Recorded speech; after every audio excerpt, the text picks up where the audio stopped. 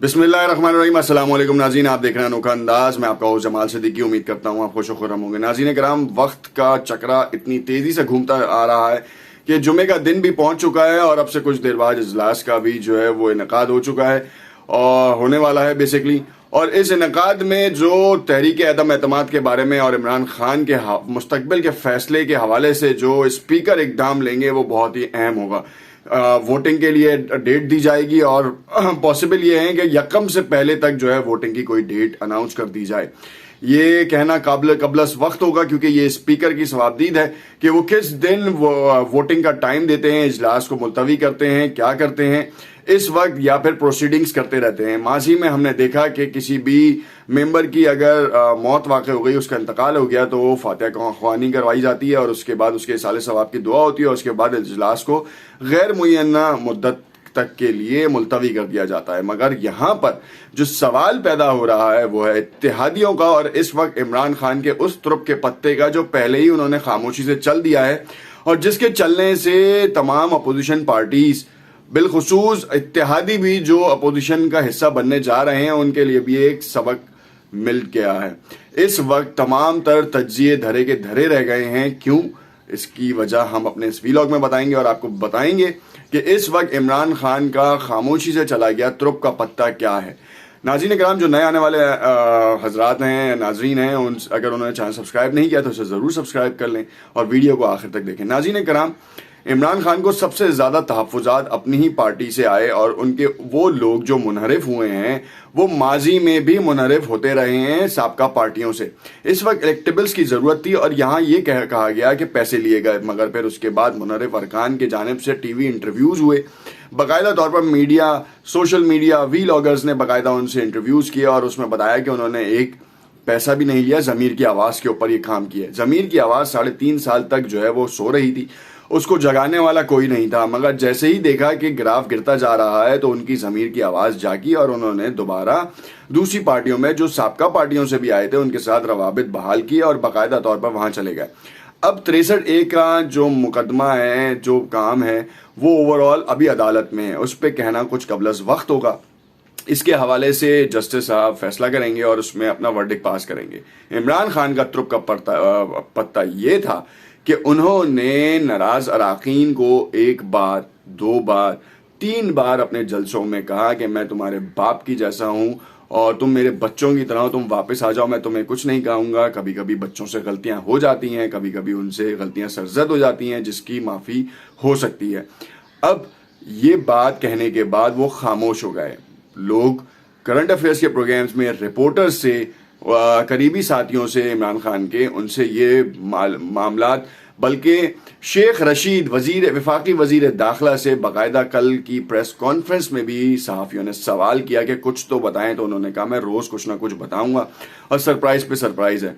फिर उसके बाद हमने देखा कि रात में कल शहबाज शरीफ का एक इंटरव्यू नशर हुआ आसमा शिराजी के प्रोग्राम में, जिसमें उन्होंने कैटेगोरिकली बड़े इल्ज़ामात भी लगाए और उस पर उन्होंने कहा कि इमरान खान साहब की अक्सरियत वो अपनी खो चुके हैं, मेंबरान उनसे नाला हैं और जो लोग पार्टियां छोड़ के, पीटीआई छोड़ के अपोजिशन पार्टी का हिस्सा बन रहे हैं, चाहे वो पीपल्स पार्टी का हो, चाहे वो नवाज लीग का हो, वो ज़मीर की आवाज़ पे। तो ये ज़मीर की आवाज़ लोटाक्रेसी कब ख़त्म होगी, इसके हवाले से कोई वाज़े बयान सामने नहीं आ पाया। खैर, बहुत बड़ा एक इंटरव्यू था, तकरीबन 35 मिनट का इंटरव्यू था, वो आप देख सकते हैं आज टीवी के जो यूट्यूब चैनल के ऊपर भी वो है आसमा शिराजी के प्रोग्राम का। अब उसमें उन्होंने ऐसी ऐसी बातें की हैं कि शायद अगर हम यहाँ पर आपके सामने करें तो शायद हमारा यूट्यूब चैनल तो बंद हो ही हो, साथ में वो एक और कहानी भी उसमें लग जाए। तो बेहतर ये है कि आप वो खुद वहाँ पे जाके देखें। मगर यहाँ पे हम थोड़ा सा चीज़ों से हट गए। बताते चलें कि इमरान खान का जो खामोशी का तुरुप का पत्ता जो खेला गया है वो ये है कि अब कानूनी चाराजोई की जाएगी। अब मुनहरिफ अराकीन, इत्तेहादियों को अब कोई दावतनामा, कोई पैगाम नहीं भेजा जाएगा, क्योंकि एमक्यूएम ने भी बिलावल भुट्टो जरदारी और आसिफ अली जरदारी से मुलाकात की, उनके तहफ़्फ़ुज़ात उन्होंने अपने आगे रखे। अब ये वही एमक्यूएम है जो माजी में पीपल्स पार्टी के खिलाफ काम करते रही, अब एक यकीन दहानी से कैसे उनकी जो रग़बत है वो पीटीआई से बदल कर पीपल्स पार्टी तक आ गई। पीटीआई ने सन 18 से लेके सन 2021 और 22 तक जो है वो तकरीबन 2000 अरब रुपए के तरक्याती कामों के मंसूबों का ऐलान किया, मगर वफा नहीं हो सके। उस पर तो MQM ने कभी भी कोई एहतजाज नहीं किया, और इस वक्त अगर वो एहतजाज कर सकते थे, अपना रिकॉर्ड करा सकते थे, मगर उन्होंने इस पर भी कोई नहीं किया।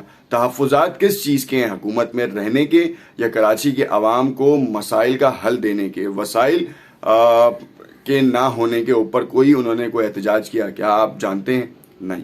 इस वक्त भी कराची में तरक्याती काम अगर हो रहे हैं तो वो पीपल्स पार्टी करा रही है। अब चाहे वो इलेक्शंस, बल्दियाती इलेक्शंस में अपनी कामयाबी का झंडा गाड़ने के लिए ये काम किया जा रहा है, या फिर MQM की वजह से जो एक स्पेस कराची में खाली हुआ है उसको फिल करने के लिए और पीपल्स पार्टी का वोट बैंक बढ़ाने के लिए ये काम किया जा रहा है। ये तो आने वाला वक्त बताएगा। और इमरान खान इस वक्त सबसे ज्यादा जो है मुतमईन नजर आने वाला वो वाहिद लीडर है, क्योंकि उसकी अपनी काबीना जो है वो शशोपंच में मुब्तला है कि आया हुकूमत रहेगी या नहीं रहेगी। क्योंकि सबसे बड़ा सवाल या निशान है कि आज अगर इत्तेहादियों की ज़रूरत पड़ती है और इत्तेहादियों के साथ जो है वो बड़े मामलात बड़े नहज तक खराब हैं, तो आगे आ रहा है बजट। उस बजट के अप्रूवल के लिए भी इत्तेहादियों की जरूरत पड़ेगी और उन लोगों की जरूरत पड़ेगी जो इस वक्त नून लीग के कटहरे में या पीपल्स पार्टी के या JUI के कटहरे में या दूसरी अपोजिशन पार्टी से उनका ताल्लुक है, छोटी मोटी पार्टीज या एक दो जो है कौमी असम्बली के मेंबरान लेके बैठी हुई पार्टीज हों या फिर आज़ाद अरकान हों। ये बात बड़ी ही हैरान कुन है कि बजट में फिर क्या होगा। क्या इमरान खान फिर एक दफा ब्लैकमेल होने की कोशिश करेंगे? और ये ब्लैकमेल होने का जो मामला है ये कब तक चलता आएगा? क्योंकि सबसे बड़ा मसला ब्लैकमेल का है, क्योंकि इत्तेहादी आज ब्लैकमेल करेंगे तो बजट में भी करेंगे। तो इमरान खान इस वक्त जो तुर्क का पत्ता उन्होंने कानूनी चाराजोई करके लिया है, अगर वो नाकाम हो जाता है तो फिर उसके बाद इलेक्शंस के ऊपर फोकस किया जाएगा और अपोजिशन में वो शख्स आराम से नहीं बैठेगा। कप्तान के पास मुतादिद ऑप्शंस हैं और कप्तान मुतादिद ऑप्शंस को वक्त पर, आने वाले वक्त पर इस्तेमाल करेगा। शहबाज शरीफ ने भी कहा कि हम सरप्राइज पर सरप्राइज देंगे। इमरान खान एक सरप्राइज देगा, हम दूसरा सरप्राइज देंगे।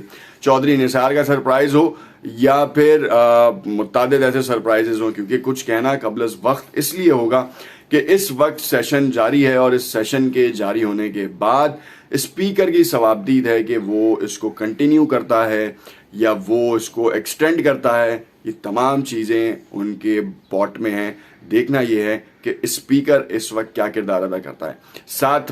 साथ में अलीम खान ग्रुप जो न्यूट्रल रहने की बात कर रहा है, क्या ये वाकई इमरान खान के साथी है और न्यूट्रल के बजाय वो उस दिन मैदान में आके ये काम करेगा? वजीर आला पंजाब की तब्दीली महज एक मजाक बन के रह गई है। चौधरी परवेज इलाही का जो मामला है वो एक अलग ही नहज पे पहुंच चुका है। चौधरी परवेज इलाही पंजाब के CM बनने के ख्वाब देख रहे हैं, चकनाचूर होते जा रहे हैं। फैसलाबाद में बाकायदा बैनर्स भी लग गए हैं, मगर काफ लीग की दोगली पॉलिसी जो कलाबाजी है, क्योंकि आमिर लियाकत हुसैन ने तो अपने प्रोग्राम में बाकायदा तौर पर इस बात का इंकशाफ किया था कि ये दोगले लोग हैं, कलाबाजी खा जाते हैं और एन ऐसे वक्त पे 11th आवर कलाबाजी खाते हैं। तो देखना यह है कि वोटिंग और वोटिंग से कबल अपोजिशन को एतमाद में ये लेते हैं या हुकूमत को लेते हैं। देखना यह है चौधरी शुजात और चौधरी परवेज इलाही इस वक्त मुनाफकत की सियासत करते हैं या रगबत की सियासत करते हैं। देखते रहिएगा अनोखा अंदाज। कमेंट में अपनी राय से जरूर आगाह कीजिएगा। शुक्रिया।